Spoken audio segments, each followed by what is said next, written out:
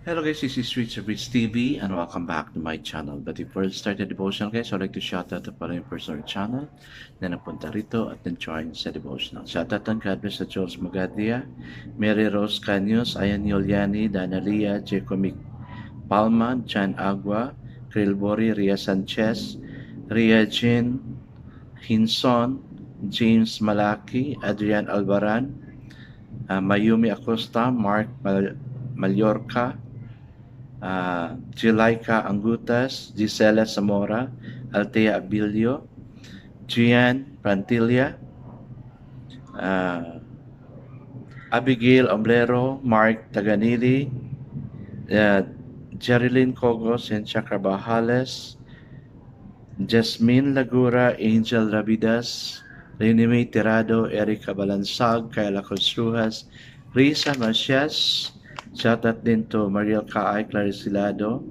Lady Fiona Matadli, Chair Ira Jimenez, Mark Binghay, Dave Mansagiton, and Faith Choi Victory, to Team Love, to Johnny Abiden, to Rogen Tabuyan, and then to Christine Arubo, Kelly Jane Ortega, Sia Casinio, Gisami Dinoy, to Divine Villarin, Megan Ortega, Grace Magsayo, to Heart Ponsalan, Connie Blog, Jens TV, SSCTV of Korea, Michael Aburita, Franz Shendog, Ben Lawrence Chonko, Rian Sidik Saga, Goldillas, Bon Anthony Balmoria, at Performance Work. Shout out na rin sa mga hindi nakisabay na manood sa devotional, but still napunta pa rin dito para manood at makinig sa devotional. God bless us all, guys.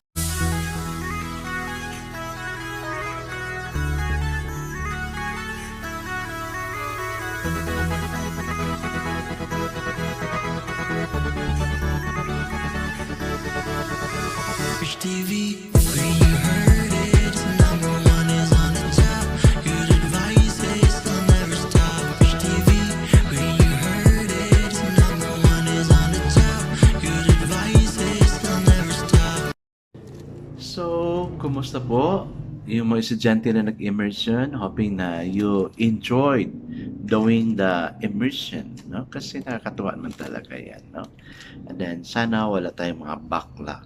Then, of course, malapit na yung exam, no? Days more to go, kaya aral-aral tayo, no? Sa mga parents natin, please remind your student na we will have the exam on Thursday and Friday. Hey guys, it's up for devotional. Let's open the Bible to 2 Corinthians chapter 7 verses 1 to 7. No? And still guys, I'm using the devotional style Bible because the words used is simplified na maintindihan talaga natin. Okay, the word of the Lord in 2 Corinthians chapter 7 verse 1 to 7 says, since we have these promises, dear friends, let us purify ourselves from everything that contaminates body and spirit, perfecting holiness out of reverence for God. Make room for us in your heart. We have wronged no one. We have corrupted no one. We have exploited no one. I do not say this to condemn you. I have said before that you have such a place in our heart, that we would live or die with you. I have great confidence in you. I take great pride in you. I am greatly encouraged in all your troubles, our troubles. My joy knows no bound. For when we come into Macedonia, the body of ours had no rest, but we were harassed at every turn, conflict on the outside, fears within. But God who comforts the downcast comforted us by the coming of Titus, and not only by his coming, but also by the comfort you have had given him. He told us about your longing for me, your deep sorrow, your ardent concern for me, so that my joy may be greater than ever.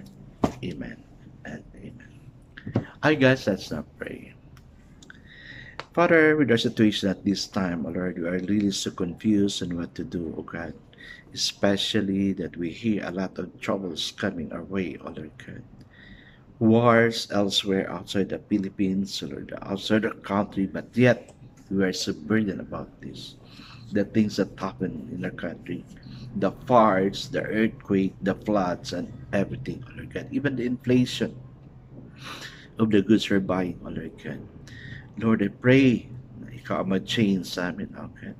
Natatakot kami, O God, sa mga sitwasyon na ito, but yet, because of your presence, you can change our mood into joy, O Lord God. Because you're there to comfort us. You're there to help us, O Lord God. Lord, bless us all. In Jesus' name we pray. Amen and amen.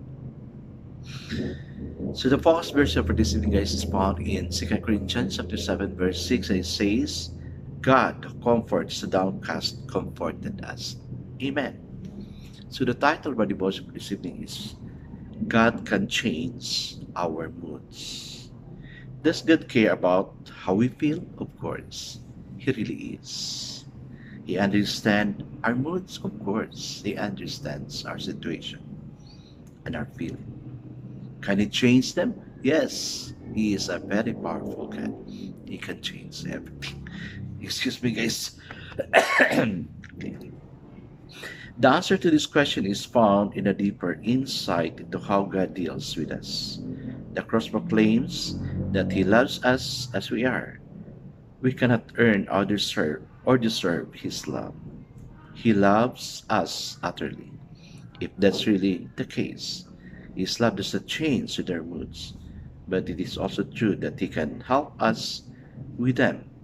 Moods are the outer wrapping of our inner feelings. All moods have the roots in our reaction to what has happened.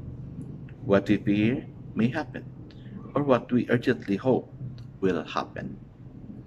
God helps us with our moods by penetrating into the inner reason of our feelings. He forces us to see our resentment, self-pity, defensiveness, fear, anxiety, or insecurity for that or for what are in the light of His love revealed on the cross. Tell Him about your moods right now and ask Him to help you penetrate the real reason you feel the way you do. He can and will heal whatever is unresolved, unfinished, or unforgotten. So thank the Lord in advance for changing bad moods and giving you a mood of blessing. Amen and amen. Guys, may unanswered prayer pa ako last year. Sinabi ko naman sa inyo, di ba, na sinusulat ko talaga kung ano yung mga gusto kong mangyari sa buhay ko. Di ba, pinakita ko sa inyo yung book na maliit na doon ko sinusulat kung ano yung mga project na dapat kong makamtan for these years. Well, I'm not frustrated about what happened last year na hindi sinagot ni Lord because God also blessed me na hindi ko inihingi sa Kanya. I did not expect to have that thing, but yet He gave it. Let's not get worried, anxious, or angry to God because He can still change our mood. He can still change us. And that, of course, we have to keep praying. Praying and praying and praying with thunder of who, di ba? Pray without ceasing in your requirements niya. Kaya, guys, God can change our mood. Let's appreciate the little things God has given us that is still a blessing. Well, probably yung big project mo hindi pa nasagot kasi kailangan pa niya talaga na i-deal ka pa. Lalo-lalo na sa relationship natin kay Lord. Sa situation na nangyari sa buong mundo at dito sa sa bansa natin, are you not afraid of what's happening? Dapat we have to partake kung ano yung responsibility natin as a citizen. So dapat ipag-pray din natin ang sitwasyon natin sa bansa natin, especially na parang medyo chaos talaga. That's why we need to pray. God can change our mood. Again, I say, God can change our moods. Okay guys, let's not pray. Father God, the transformation of our moods is a prayer away. And it's also a prayer near us because you're convicting us to pray. Amen. Guys, remember, in any situation, if God deals with you, God can change our moods. God bless us always because I know God shall bless us 10 times better. This is again Rich TV. Kita-kita tayo ulit at sa muli. Paalam!